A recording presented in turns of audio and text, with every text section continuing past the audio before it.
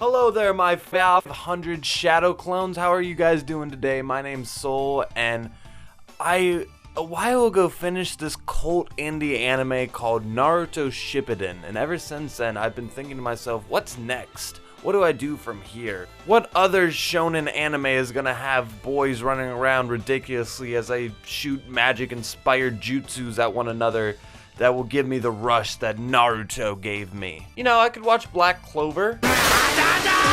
Or I could not watch Black Clover. Or I could just watch Boruto. You know, it's been out for a while. How many episodes does it have now?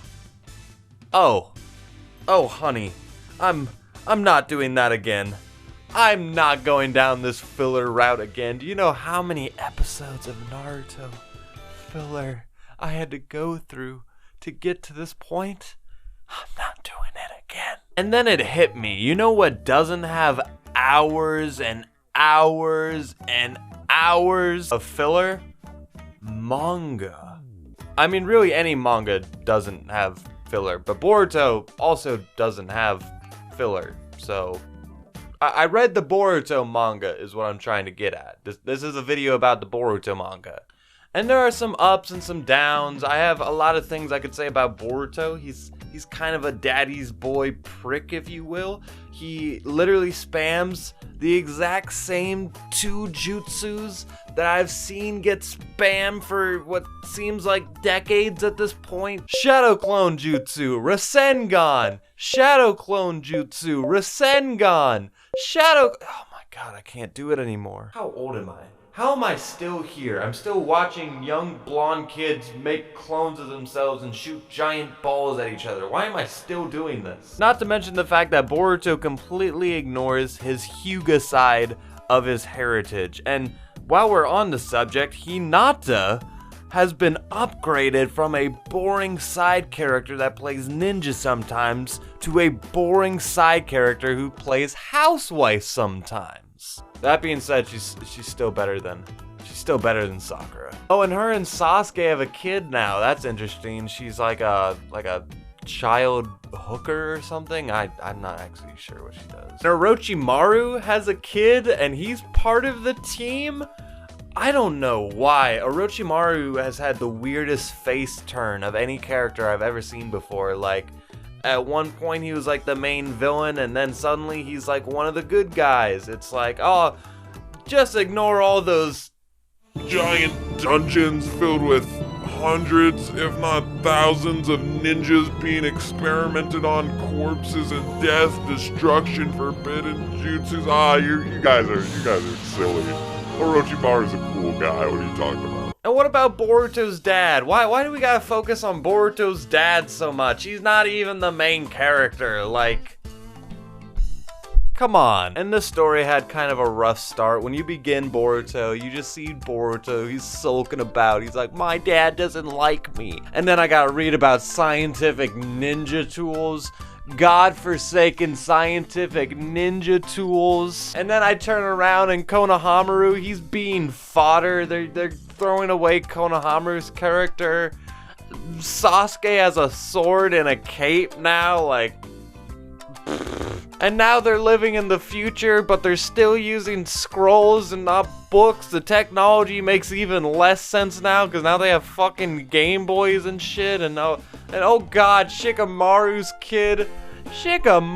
kid, bro, are you for real? What kind of genes do you gotta have where you become the same guy every time you pop a kid? It's you, it's literally you with your exact haircut, like, come on. What was I talking about before I went on that tangent?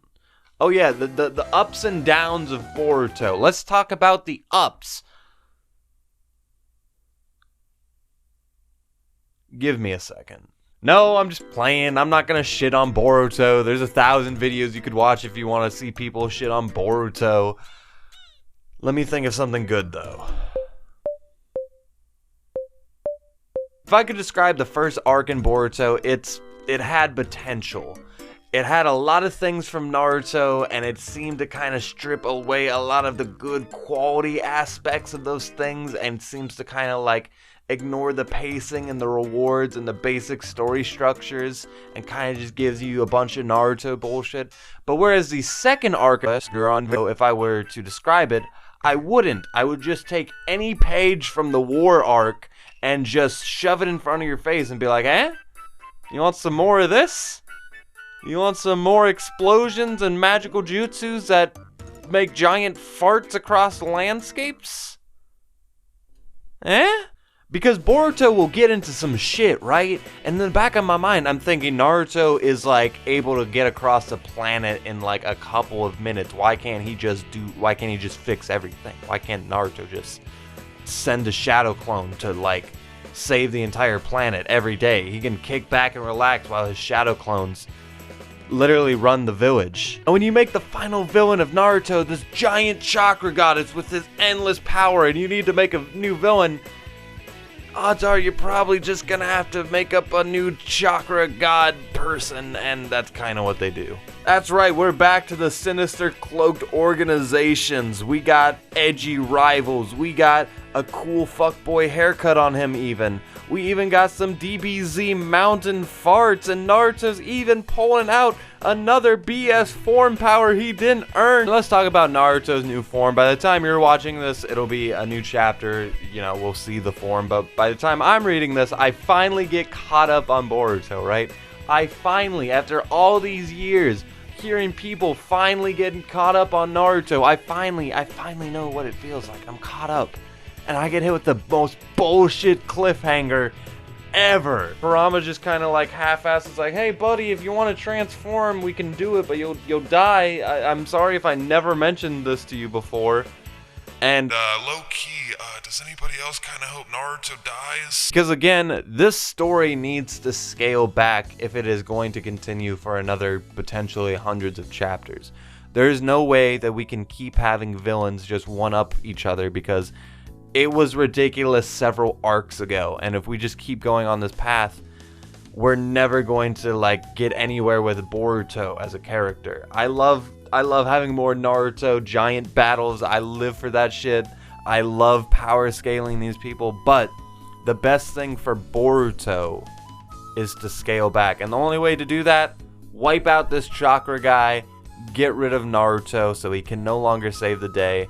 And Sasuke, you know, he's kind of a loner asshole. He's gonna fuck off somewhere. That's what he does. And then Kakashi can come back and be Hokage again. He can kind of take over where Naruto left off. It would be like when the third stepped in for the fourth when he died. You know, we're kind of right back where we belong. And then we can go back to the roots of what Naruto is. We can get back to the adventures. We can get back to the buddy sidekick stuff, you know? Except this time, instead of having the original trio and Kakashi, we got, Fodder Konohamaru, and we got fuckboy emo sometimes Boruto, whatever his name is. And then we got stripper shoes Sakura's kid, and Orochi Stretch Armstrong. Oh god, is there even any cast members I care about at that point? Naruto, please don't die.